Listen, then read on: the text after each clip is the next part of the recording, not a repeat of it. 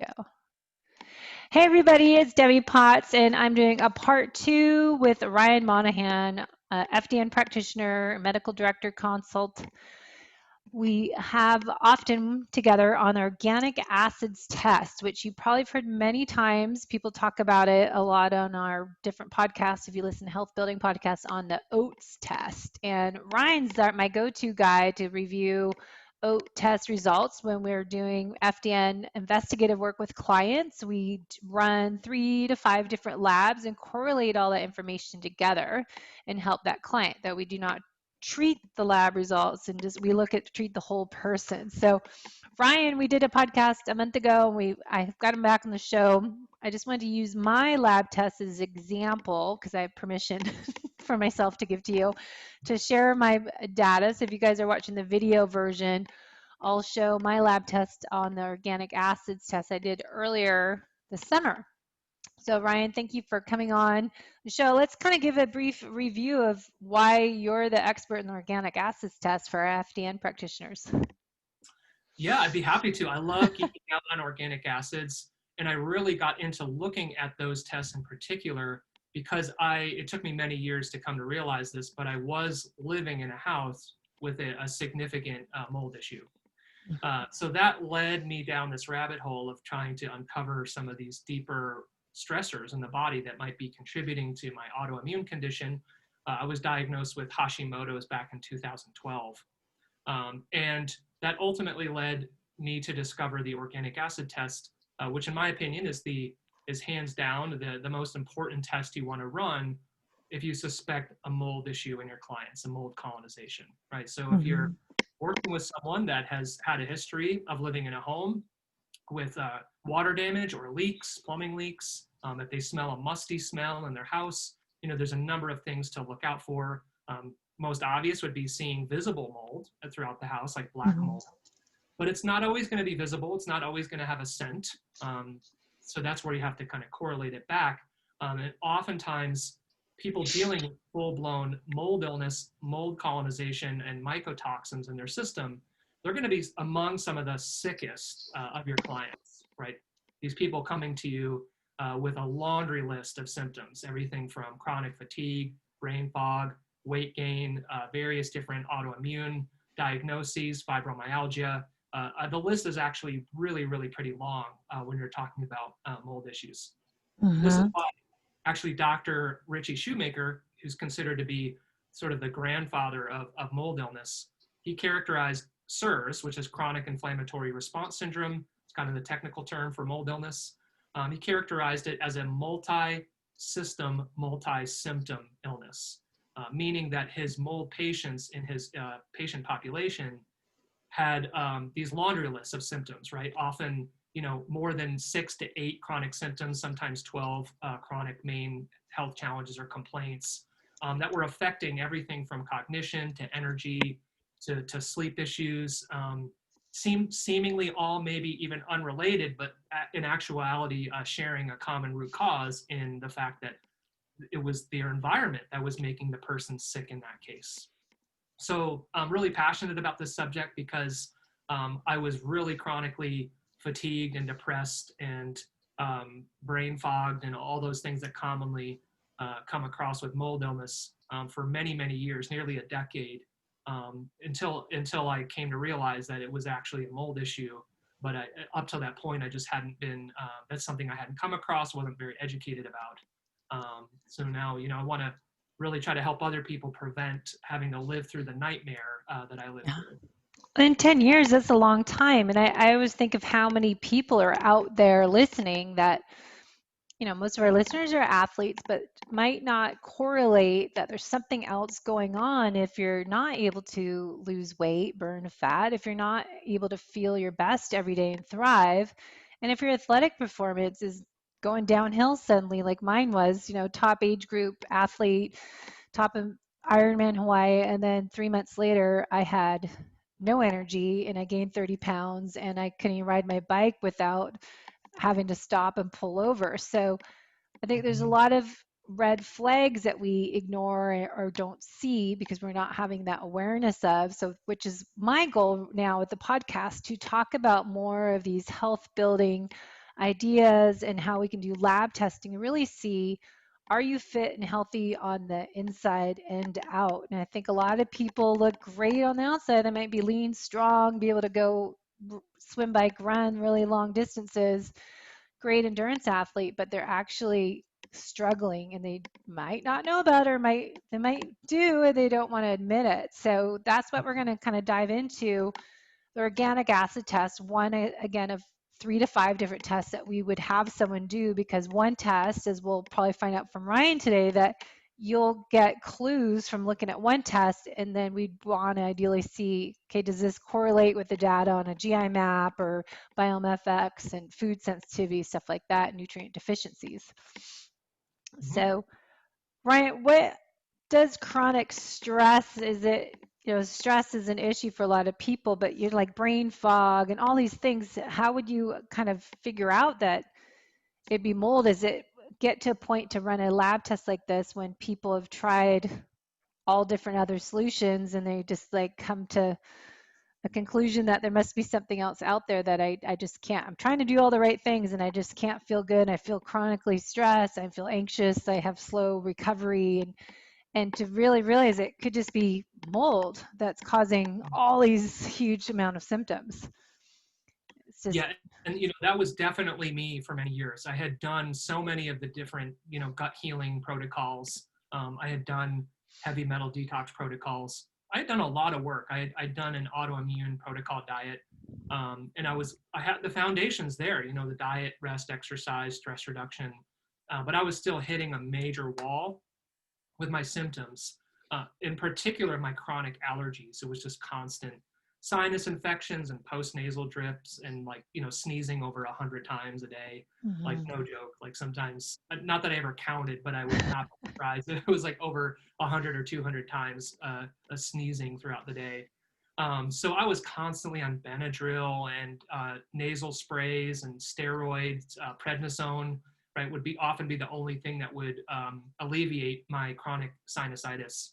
So that in itself can be a clue. If you're working on all that kind of lower hanging fruit with a client and you're laying down those foundations, you should see a reasonable amount of progress. If you're not and they're stuck, it may be a deeper level issue, like a mold issue. So that in itself may clue you in to looking for or investigating a mold issue. Sometimes it might be really obvious, like a client might tell you right off the bat, oh yeah, like I suspect I have a mold issue. I lived in a moldy basement in my friend's house, or I lived in a moldy dorm room or something like that. And then like I mentioned earlier, if you're seeing someone that comes to you with like a half a dozen to a dozen chronic symptoms, that in itself is a clue for mold illness, because of the nature of mold affecting multiple systems throughout the body.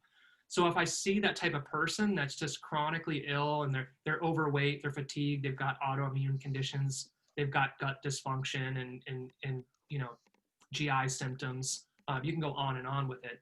But those types of people, that's usually a sign that there could be a mold issue going on. And I would want to start with asking some of these questions about their environmental exposure or even their history of exposure, and then including an OAT test in the foundational labs to see what we find.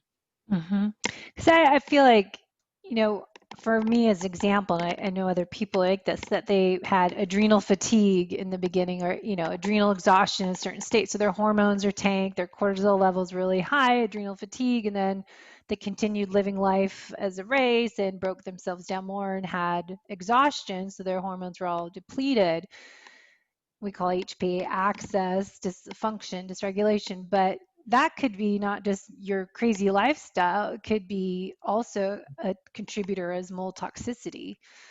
Could Yeah, be a big it's part such of an it. important point too, because for all of those years when I was dealing with chronic illness, I really internally beat myself up over it, because I had always thought it was for a lack of willpower that I couldn't get up and exercise, or that if I ran a quarter mile, that I started to become out of breath, right? Which is totally not normal, right? But I just could not push myself to exercise. I just didn't even have the energy, right? Which is kind of self-reinforcing. If you're not working out the body, that can impact all kinds of things.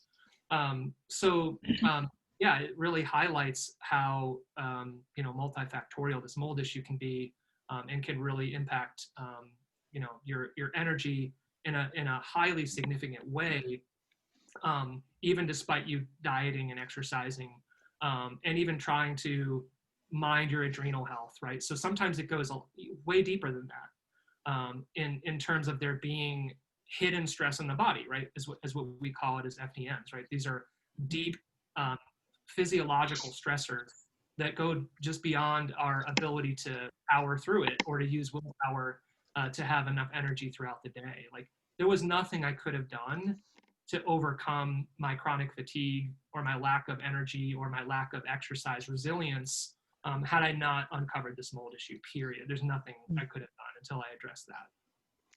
And for me, as example, we'll share my lab test, but for 8 years, I've been doing all sorts of different things, and I definitely feel a lot better, but I can't go run a marathon. I can't go do an Ironman again, probably because I just still struggle with that longer distance without getting fatigued and being slow and sluggish. But it's fascinating to me, which is why I want to do a podcast on mold toxicity, is that for the past 10 years, I own a fitness studio and I was bottom floor and we always had ceilings leaking and floods from the yoga studio above me and the restaurant that was on the other side. I like once a month or every couple months have the ceiling tiles stained and water on the floor and just never thought of it. They replaced the tile but I'm in there every day, Monday through Friday, and Saturday sometimes, and I'm breathing this in. So there's all these different things you start to go back in time when you get your test back. Okay, I had mold toxicity. How did that happen? And also I started thinking we had our dishwasher flooded and the floor got all damaged. And then our shower, when we first moved in our house 13 years ago, the water from the rain through the roof came through the shower and the ceiling fell down. So you start to think of all these different things you would never correlate together. It's like mold toxicity. How do I have mold in my house? But then you're like, oh, yeah, you start to go back and go a little deeper into your life. So Yep. anything you want to add, and I'll share the screen and we can go through some pointers of how we look at it. Yeah, just really quickly to add to your point about this kind of water damage or plumbing leaks that you might see in the house, Mm-hmm. that it only takes about 30 minutes for mold to start growing when there's moisture, right? And that just highlights how common and prevalent these mold issues are. There was a recent assessment that I read that indicated that up to 43% of homes in the United States have some degree of a mold issue. So this is not like a super fluke thing. This is not like a rare thing that you're not going to find often.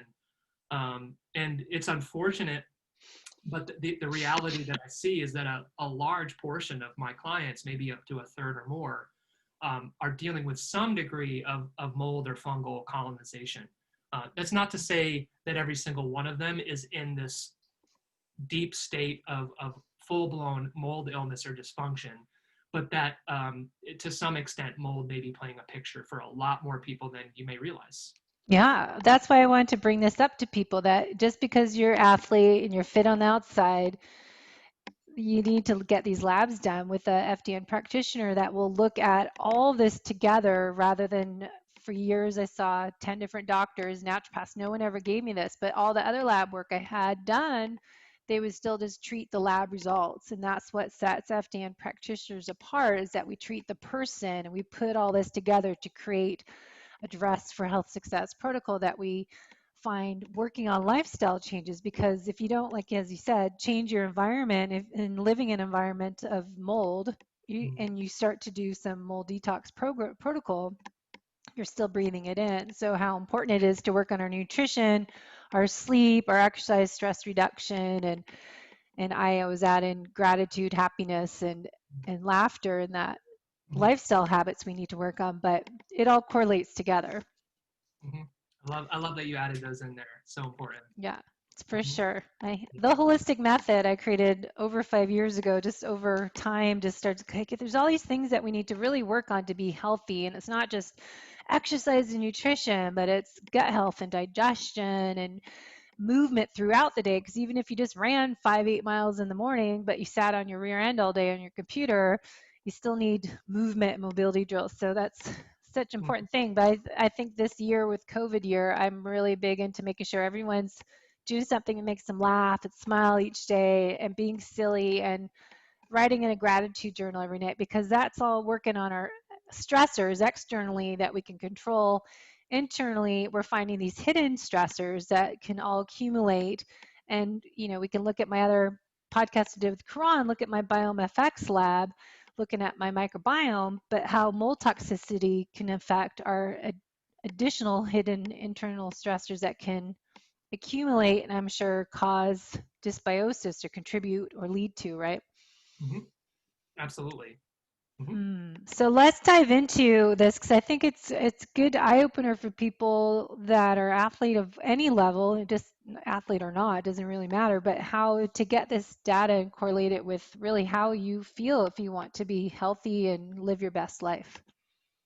Let's do it. Yeah, let's dive in and take a look at these organic acid test results. So I'll just start off by giving a very quick analogy and explanation, maybe for those who aren't familiar with this test. And I like to reference this test as kind of like being an emissions test, like that you would do for your car, but except we're doing an emissions test for the body.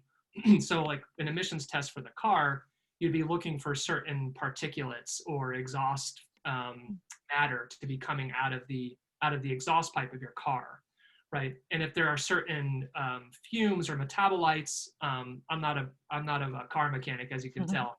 I'm not even sure if I'm using the right terminology. But what I do know is that if certain metabolites are building from the exhaust, that tells you that, of course you fail the emissions test, but that also tells you there's something wrong with the engine that needs to be repaired so that those metabolites or those fumes or toxins, whatever you want to call them, are no longer showing up. So the reason that is a good analogy for the OAT test is because we're not, for most of these markers, we're not really actually measuring anything directly. We're measuring these indirect metabolites. So if we start off by looking through these first microbial markers in the yeast and fungal section, that Let would me be, just add in, I forgot to say it's a urine test. So if yes, people aren't familiar, it's metabolic markers in the urine, and we do this first thing in the morning and take your urine. So just to explain how it's done, go ahead. awesome. Perfect. Yeah, thank you for adding that in. So we're looking at, say, for example, these first 9 markers like citramalic acid. Some of these have some pretty crazy names, like number 4 is furan 2,5-dicarboxylic acid, right? So what is that? It's a metabolite of aspergillus, which is a type of mold. And aspergillus actually happens to be one of the most common household molds to grow in an environment where there's moisture or water damage, right? So you'll see a number of aspergillus metabolites on there. There's also metabolites here for candida, which can also be a type of yeast that can grow in a home with water damage. So we were actually just talking about that before the podcast, that sometimes people think they can out diet their way out of candida, but if you're being exposed to it in your home as part of a water damaged home where there's a mold issue, you might not be able to fully address that candida until you've remediated the issue in the home, right? So another thing to point out, that these gold bars, they're kind of orange, yellow, gold colored bars, that represents the optimal range or the first standard deviation, which in statistics means that about 68% of the population will normally fall in that gold bar range. So if you're seeing this diamond, which represents the actual client values, and they're red, that means that's highly clinically significant and that they're highly elevated. So if we actually look at the ones that are super high in this example, number 3, which is the oxoglutaric acid marker, that can be highly correlated with black mold in the home, right? So maybe, for example, Stachybotrys is a pretty common type of black mold that might be growing in your bathroom, say, for example. So that can indicate that there's currently an overgrowth of various different species of black mold in the gut environment, and that black mold is producing this oxoglutaric acid, which is showing up in the urine. So again, we're looking at like these exhaust metabolites. We're not looking at anything directly here. So we can also see via that tartaric acid marker, number 6, there may be some aspergillus mold overgrowth. And like I said, that's going to be the most common type of mold in the home. Then the arabinose marker is a metabolite of candida. And this is interesting too. When you see markers 6 and 7, tartaric and arabinose, and they're elevated together, that's typically like a home run for candida, right? So tartaric acid can also be a metabolite of candida. So that's where understanding the nuances of the test can be helpful, because with a handful of these markers, when they're elevated, it can mean more than one thing. So you do have to kind of do a lot of clinical correlation and critical thinking when you're looking at an OAT test. Well, that's why FDN practitioners meet with the medical director consultation, have a consultation with the medical director to go over the lab. So we're being able to have other people that focus on, as yourself with organic acids test, to be the expert in it, to see that. So we're not the expert in everything. So you always have to have someone else's eyes.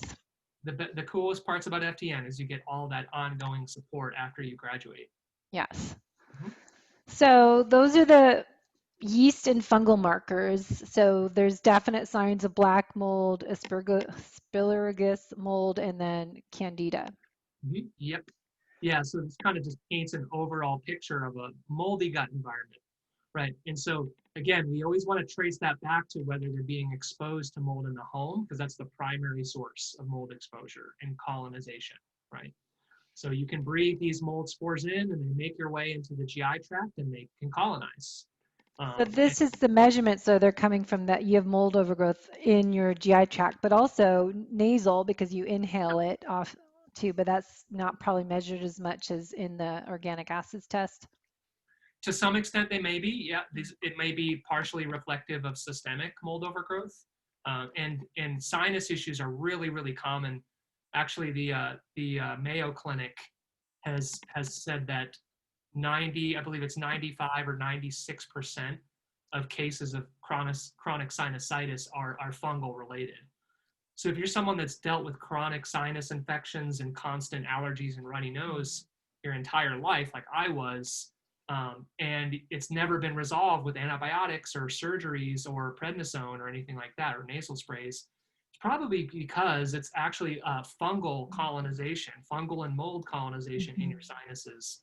And you need to address it as a fungal and mold issue, not antibiotics aren't going to do anything.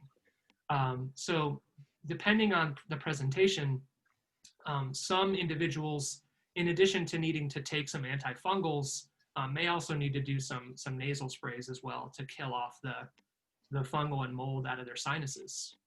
But not the kind that you buy at the drugstore, nasal spray, right? Probably not, right? Like in the holistic world, I'm a big fan of using colloidal silver nasal sprays. I've found those to be pretty highly effective.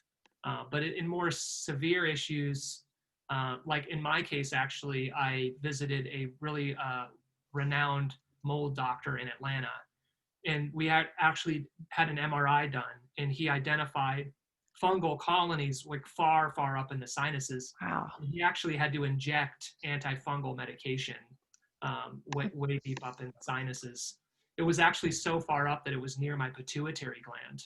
Whoa. So you want to think about the correlation between mold and thyroid issues, right? Whoa. Yeah, pretty nuts. So in that instance, it required some medical attention, and he injected an antifungal drug called amphotericin, and it was incredibly effective. That would hurt. That doesn't sound good, having something injected up your nose or anywhere. No, it was pretty quick and painless. Oh, Definitely worth it. Yeah. good. Mm-hmm. Okay, bacterial markers on the organic acids test, and the number 11 is elevated here, and then number 10 is kind of trending elevated. What would you see here that correlates to? Yeah, so that might look like there's some degree of bacterial overgrowth or dysbiosis in the gut. And often, if I really want to be confident that there's some bacterial overgrowth, I'm usually wanting to see at least 2 of these markers elevated. If there's just one elevation, it doesn't give you a 100% clear correlation. But what you can do, if you wouldn't mind, if you scroll down to marker 61, that marker also correlates well with bacterial overgrowth. So let's take a look and see if that one is elevated as well. In this case, it's not, right? So it's not really like a clear, not really a clear indication that there's GI bacterial overgrowth there. So like I said, many of these markers, and I won't go too into depth here because I want to stay on topic with mold, but many of these markers are, can be kind of vague or fuzzy. That's kind of how I put it, meaning that elevations in some of these metabolites can be due to different issues. Like, for example, you might see hippuric acid, that marker number 10, that could be elevated with bacterial overgrowth. You might see it elevated with ammonia toxicity in the body. You might see that elevated where there's imbalances between your phase 1 and phase 2 liver detoxification. So again, correlation is key, always kind of tying it back to clients' symptom history and presentation. Yeah, that's why I love this stuff. It is being a health investigator and putting the missing pieces of the puzzle together, as we always say, because that's what we're doing. It's like you put all the pieces of the puzzle apart and then start to figure out what goes with what. Absolutely. So It's why another being health protective. And yeah, what we're seeing in terms of the rest of this first page is that there's no significant, other than that marker 11, no obvious signs of bacterial overgrowth, no signs of Clostridia overgrowth either. Now the next section, as you're scrolling down, is going to be the oxalate metabolism section. Okay, so what we're seeing here is an elevation in oxalic acid, or oxalate. So oxalate is actually a toxin produced by mold, right? And this is one of the ways that mold and fungal species can protect themselves in the natural environment. So what we're seeing here, this will often go hand in hand when you have mold colonization in your gut, that these mold and fungal species are producing this metabolite, or a toxin really, called oxalic acid. And if you look at a picture of oxalate under a microscope, it is a very sharp, jagged structure, right? It could also bind up to minerals like calcium, for example, and form calcium crystals, calcium oxalate crystals, which can form kidney stones, right? So actually, if you see someone with a history of kidney stones, that can also be a sign of mold colonization or mold illness. So that's going to be the primary reason of kidney stones, is actually this excess of oxalate. So because of that jagged, sharp structure of oxalate, it's going to be highly associated with symptoms of chronic pain, are going to be really common, muscle and joint pain, because these oxalate crystals can lodge themselves into joints and muscle and tissue. Oxalates can also cause micro tearing to the mucosal barrier, the lining of your intestinal tract. Right? So oxalates can also result in leaky gut. They can also cause damage to mitochondria, and that's where you're seeing, like, for example, that elevation in marker number 24, the succinic acid. What we're seeing there is that it's possible that oxalates are interfering with mitochondrial function. And this is one of many reasons why one of the hallmark symptoms of mold illness is chronic fatigue. It's probably maybe one of the most common. Chronic fatigue syndrome, CFS, brain fog, cognition issues, memory impairment.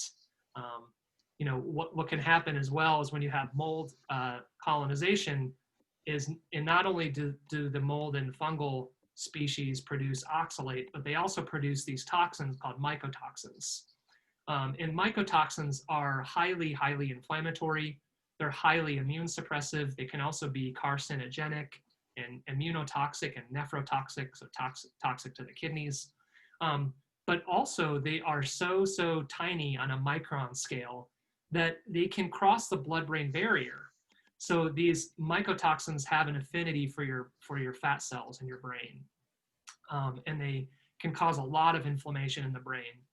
So it's not uncommon to see a lot of neurological symptoms with mold and mycotoxins. So yeah, in short, when we're looking at that oxalate marker, mold and oxalate go hand in hand.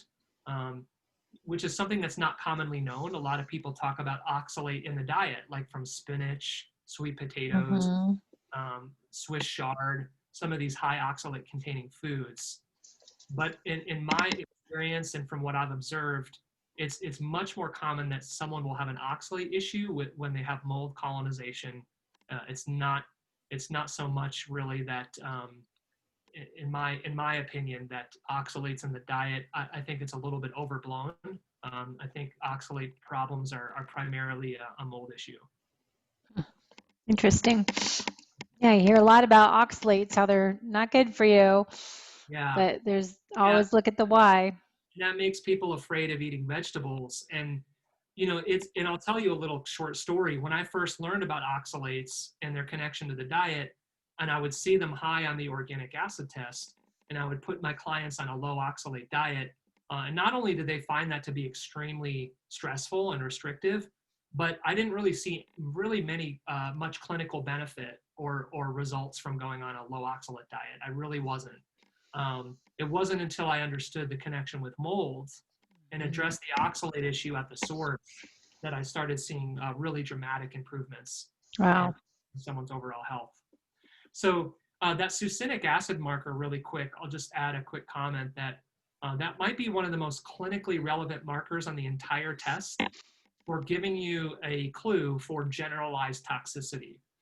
So it's not going to tell you specifically what kind of toxicity we're dealing with. Could be mold toxins, could be heavy metals, could be pesticides, but it is telling you that there's a lot of toxicity going on when you see an elevation in that marker.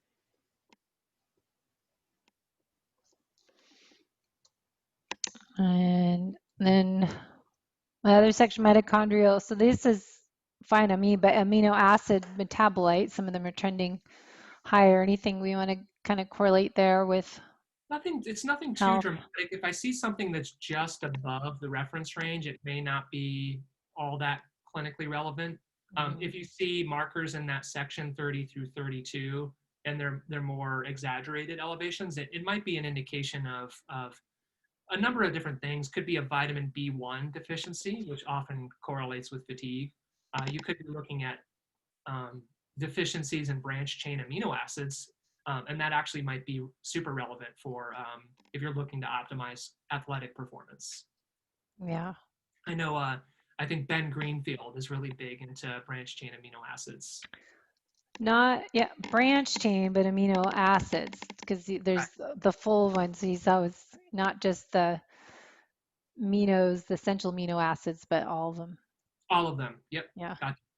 The keon aminos. I like actually drink that a lot. It's better Awesome. than the big chalky tablets. Yeah, I can imagine. So number 35, we were talking about that earlier. How's that, when that's elevated, it correlates to some other markers?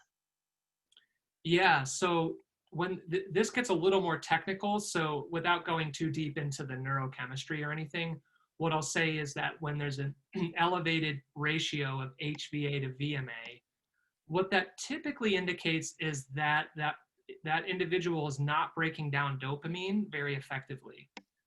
That could often be due to something really simple like a magnesium deficiency. That's usually one of the first things I'll try out when I see that ratio high. So, and just to clarify, when your dopamine is not being broken down very well, what happens is it builds up in the brain, and dopamine is a neuroexcitatory neurotransmitter, and it's in this category of other neurotransmitters called catecholamines. So that goes alongside dopamine, norepinephrine, and epinephrine collectively. And these are all like basically our fight or flight neurotransmitters. So if you're not breaking down dopamine and these other neurotransmitters, these catecholamines, you're more likely to be stressed out, anxious, and kind of stuck in fight or flight. So it's really important that when you see this elevated ratio, that you help someone in terms of supporting their neurochemistry to help to drain these catecholamines out, right?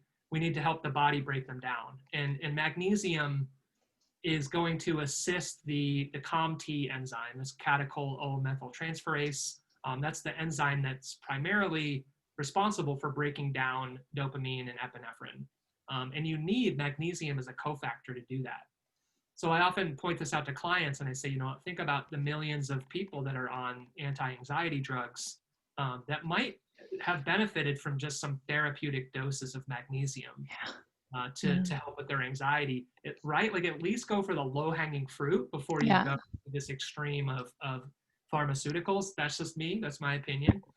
Not to say that these drugs can't be extremely life-saving for some That's people. why we're in the functional medicine world, because we think that's makes more sense to start with that before you go straight to the pharmaceutical drugs. Exactly. Yep.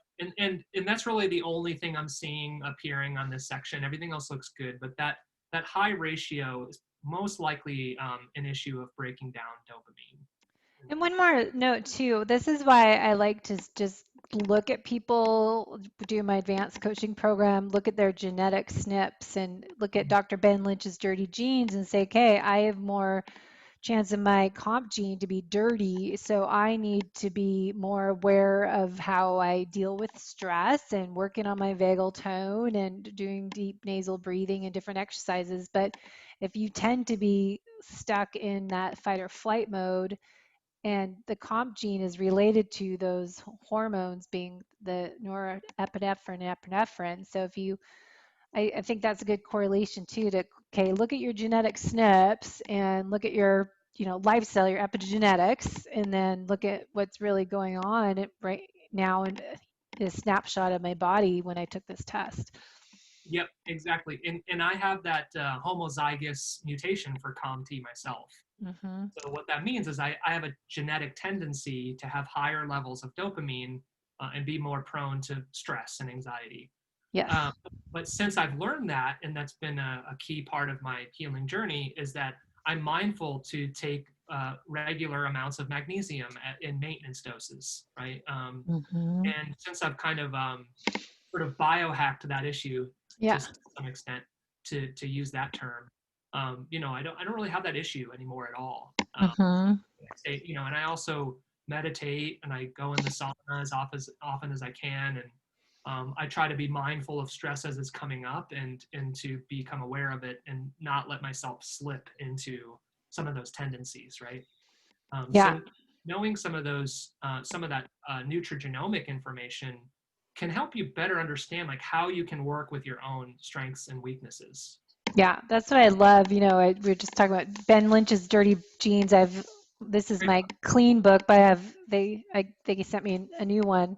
My other book has so many tabs in it, but it's everything we talk about in nutritional therapy and my holistic method and FDN practitioners is the DRESS protocol and working on, your nutrition, your exercise, sleep, and supplement as needed, but how to titrate it down based on paying attention to yourself. So it's good correlate that with your lab testing.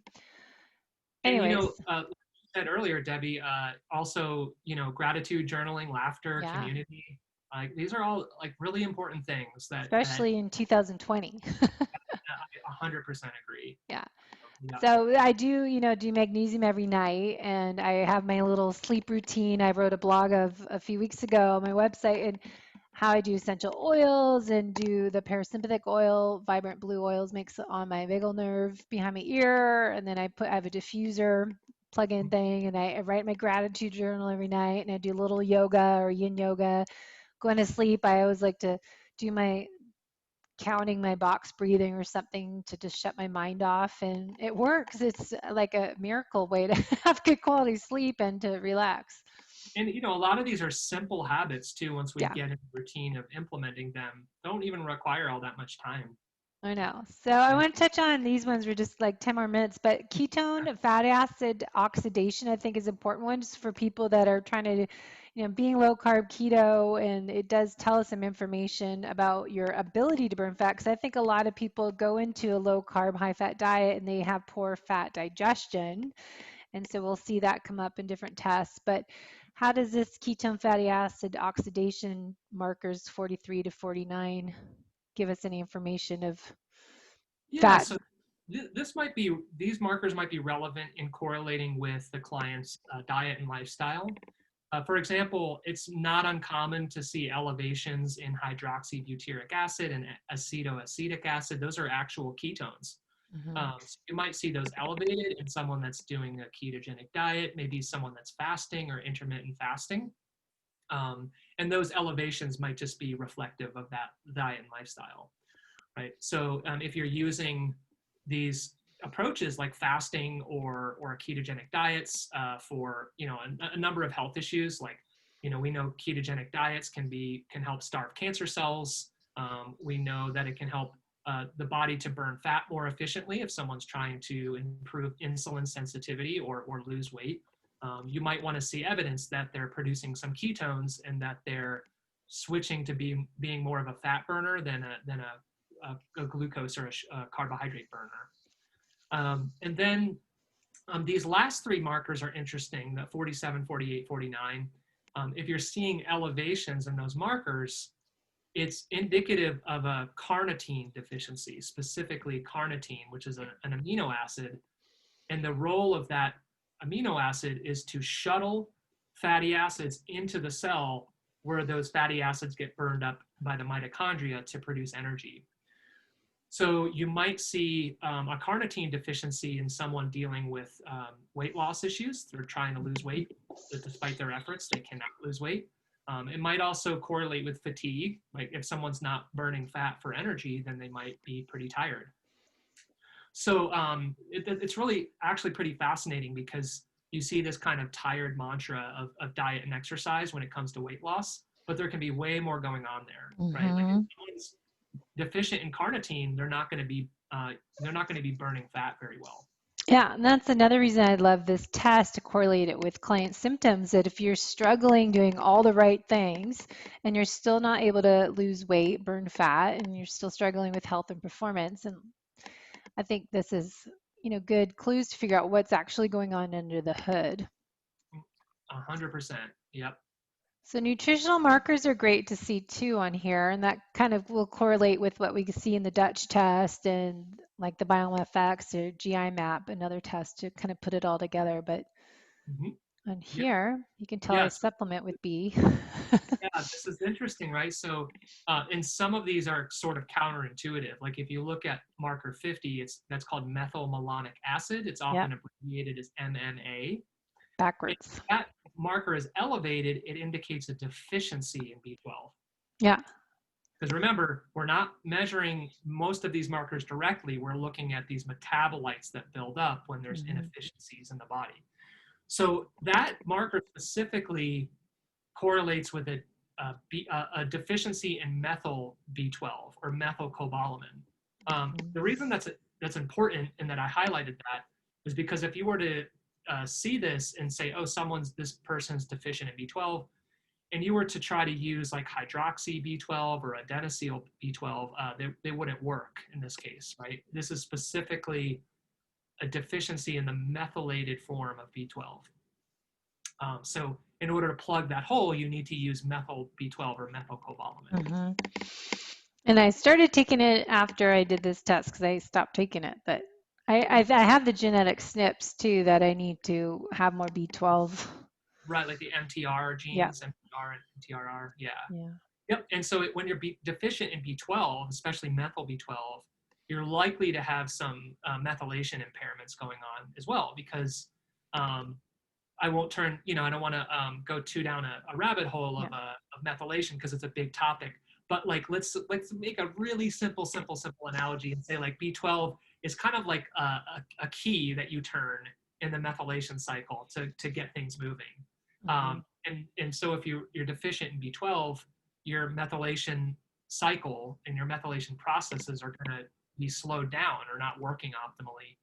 And that's a problem. Methylation is a process that happens in every cell in your body. It helps your body to repair damaged DNA, helps you to synthesize neurotransmitters. Methylation also is responsible in part for your phase 2 liver detoxification. Actually, 80% of methylation happens in the liver. So if you're undermethylating, you're not going to be detoxing very well. So it's methylation, like I said, it's a big topic, but it's one of the most important metabolic processes in the body. if that gives you kind of a rough sense for how important it is. Yeah, it's huge. Huge. Yep. Yeah. So the other ones people can tell are B2, vitamin C, CoQ10, and NAC, and biotin, which is vitamin H. People might not know. Sometimes referred to as vitamin B7, actually, biotin. Oh yeah, that's right. So yeah, everything looks pretty good and normal to me here. That B5 elevation, usually that's only high if someone's supplementing with B5. So that's probably that you might have been taking it like in a multivitamin or something. Yep. The test. Yeah. Nice. And then I think the last page will kind of anything we need to touch on the last few minutes. Mhm. Yep. So glutathione here is glutathione. If you're not familiar, for your listeners, is the body's master antioxidant. Also extremely important for intracellular detoxification, for phase 2 liver detoxification. So when there's an elevation in this marker of pyroglutamate or pyroglutamic acid, that's telling you that there's a glutathione deficiency, and you're probably not detoxing very well, right? So that's super important when you see that to restore glutathione status. Kind of connecting some dots too. We talked about when there's a B12 deficiency, you're probably undermethylating. And glutathione is a product of methylation. It's kind of ultimately one of the end products that's produced as a result of methylation processes. So if you are undermethylating, that may tie to a glutathione deficiency. So those are how those two topics may be correlated. Yeah, you definitely want to restore. And also, actually, let me add this because we saw all the markers for mold on the first page. That's often highly going to correlate with a glutathione deficiency because the mold toxins or the mycotoxins can actually interfere with the genes that and the enzymes that your body utilizes to make glutathione, right? So the mold toxins can directly inhibit your body's ability to make glutathione. So that actually may be tied to the mold issue. So it's kind of a catch-22, right? Because you need glutathione. Glutathione can conjugate, right? Can conjugate to mold toxins and excrete them out into the bile and for detoxification and elimination. So if you're deficient in glutathione, you could be kind of just like recirculating mold toxins back into your system. That's not good. Yeah, you're going to be kind of trapped. Yeah. And then the last section is the end of it. There. So the last page is the main one. People can get indicators of glutathione. We just went over amino acid metabolites, Yep. and then mineral metabolism. Anything we want to touch on related to mold toxicity? Nothing too significant in terms of these markers. Just a couple quick things. The amino acid metabolites section was really designed by Dr. William Shaw to identify genetic abnormalities, especially in the autism population. So this section isn't going to correlate too much with looking at mold issues. Got it. And there's nothing too significant here, like no extreme elevations. The mineral metabolism section, phosphoric acid, this actually looks great on this particular test result. It's pretty common to see it low. I probably would say I see that maybe 80 to 90% of the time. And when that marker is low, and actually just to point this out too, for maybe 95% of the markers on this test, it's really only significant if the marker is over to the right. This is one of those exceptions. So if that diamond is over to the left or if it's low, that is typically indicative of either a vitamin D or a vitamin K2 deficiency. They're really common because the average person eating a standard American diet and living a standard American lifestyle is probably not getting enough sunlight, not getting out in the sun enough, or not eating foods like cod liver oil or salmon or some of these other foods that are high in vitamin D. Yeah, and I tried cod liver oil. I need to get it again and have it lemon because I got this bottle free at nutritional therapy conference. I won it, and it was not lemon. It was just the real thing. And I like damaged me from having it again. It's so horrible. It's not So, the best thing. I'll usually, when I take cod liver oil, I'll chase it down with like a piece of dark chocolate or something to mask the taste. But the Rosita brand, which is yeah, typically the that brand was a I, brand, oh Rosita. yeah, well, so they actually make a capsule version too. Yeah, Um, definitely advise taking a lemon or orange capsule or just yeah, a exactly. spoonful Yeah. with something else. But yeah, so thanks, Ryan. I think that's a lot of good information and just give example of how we as FDN practitioners work as health investigators and really look at the whole person to help figure out how to bring them back to optimal levels, homeostasis to balance, but really the goal is to get everyone to thrive each day, not just survive the day. And being healthy, working on performance longevity should be key for everyone. And I always, became an FDN practitioner myself because I feel this importance of working on your nutrition and all those lifestyle habits, but we don't really know what's actually going on. Like for me, mold toxicity until I did this test that no one ran on me for the 8 years I was struggling. So, like your 10 years, my 8 years, you don't want to waste that time. That's a lot of time trying to figure out what's actually going on. But if you got someone to get the right combination of lab tests and a health practitioner, as FDN practitioners do, to really figure out what is your protocol to heal and rebuild and restore the whole you back to how you should feel every day and not settle. Yeah, all such important points. Yep. And I mean, who wouldn't want to live an optimal life, right? I don't want to just be surviving. I want to be thriving. Yeah. And if I It's, were to go back in time, not to say I have any regrets, but I wish I had known a lot of this information sooner about mold and organic acid testing and mold toxins and how they can be such a significant driver of inflammation and immune suppression. Because I often say when I'm talking about my own health journey that I basically lost like a decade of my life to chronic mhm. fatigue, chronic illness. Yeah. I don't wish that upon anybody, right? And that's No. why, as FDNs, we're also passionate about what we do. We want to help our clients to shorten that learning curve so they don't have to Mhm. go through what we did. Well, And and they don't everyone have to take 10 years to learn about mold illness, right? exactly. That's why I'm doing what I'm doing on the podcast. If people want to, okay, why am I not talking about your swim, bike, run workouts? There's Mm, 100 other podcasts talking about how to train. I want to tell you how to be a healthy athlete and work in performance and longevity and learning how giving you the tools through the lab testing and our health coaching, figure out how you can really be the best version of yourself versus just digging yourself into a hole. And I think, so important. it's so Yeah. important part of training If is you this want other to part. if you want to perform at a high level, you need to be designing your life around optimizing your mitochondria, right? Yeah. That's, in my mind, that's the most important thing for performance because that's how your body produces energy. Mm-hmm. So if you're seeing signs of mitochondrial dysfunction, you're not going to be performing up to your top or peak performance.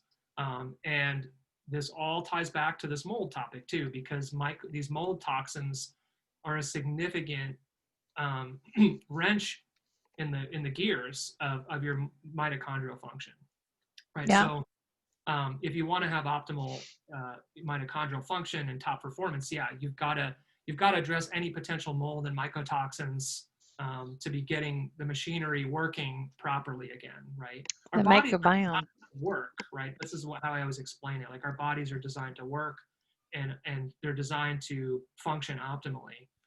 But when you introduce these inflammatory influences and pathogenic influences, it disrupts your body's normal ability to function. So if we can clear that stuff out, your body knows what to do. It knows how to go back to optimal function.